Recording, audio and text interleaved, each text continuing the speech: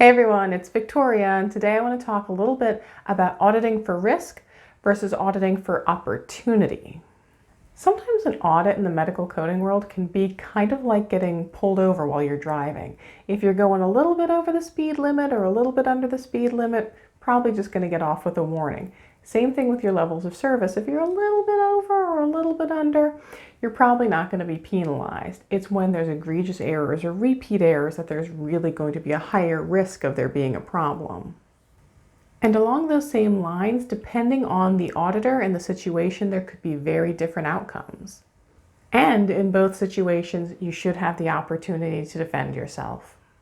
When you're auditing for risk, you're probably looking at things where there might be a chance of payback.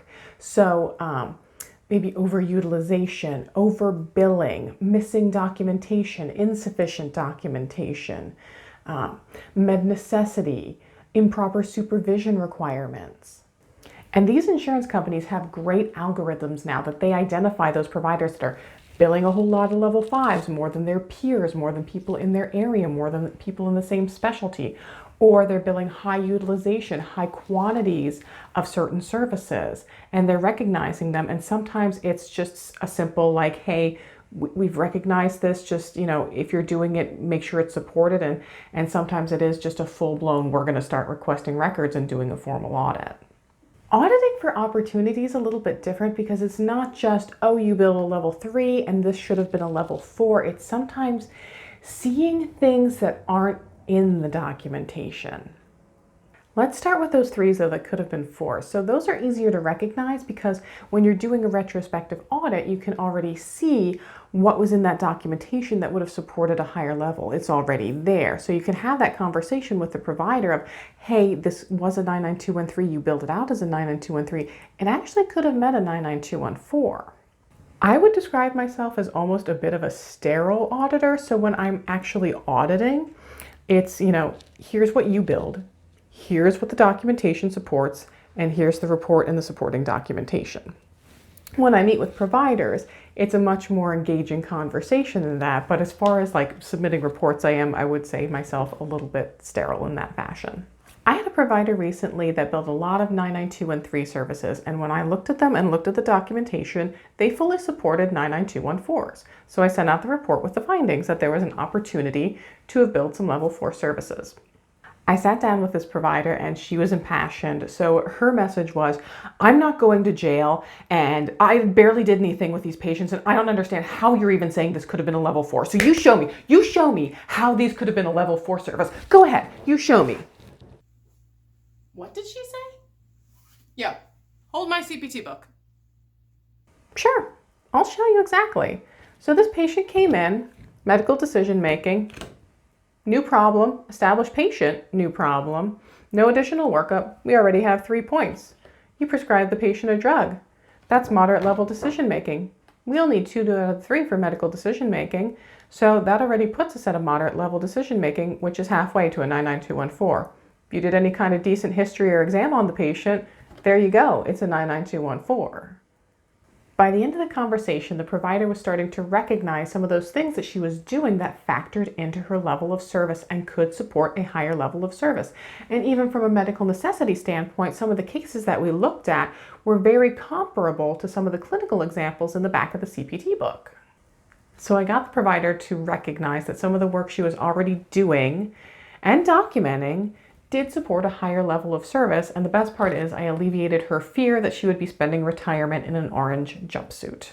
One of the cool things I've actually gotten to do in my career is shadow providers. So I've shadowed both the office visits, hospital visits, and actually once in the OR.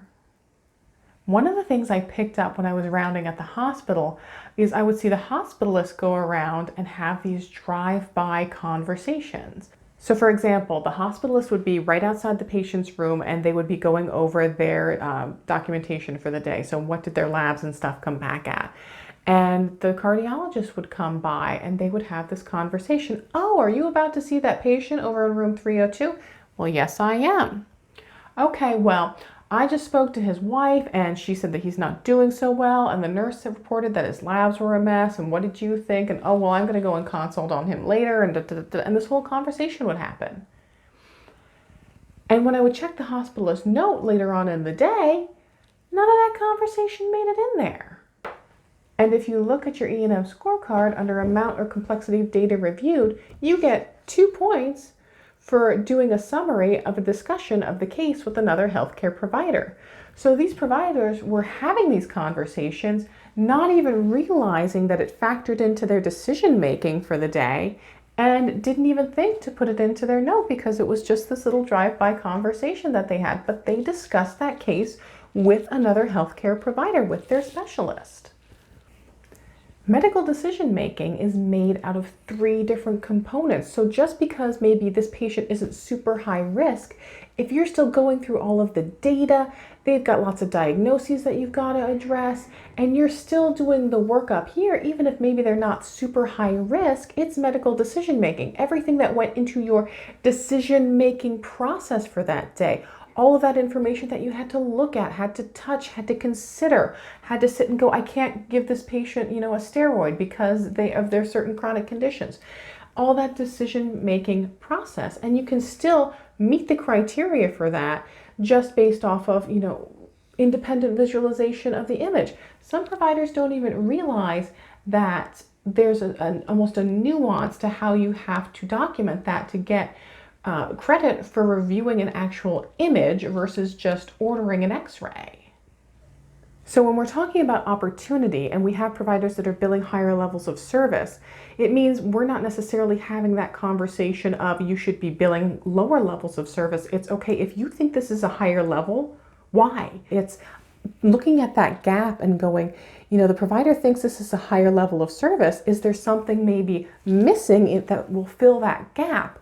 So having that conversation of, you think this is a higher level of service, will explain to me why. And let's go through and figure out if maybe there is something that was missing that would support a higher level of service. Was the provider managing multiple conditions? Were they independently visualizing those images or x-rays or specimens? Did they have those conversations and forgot to put them in?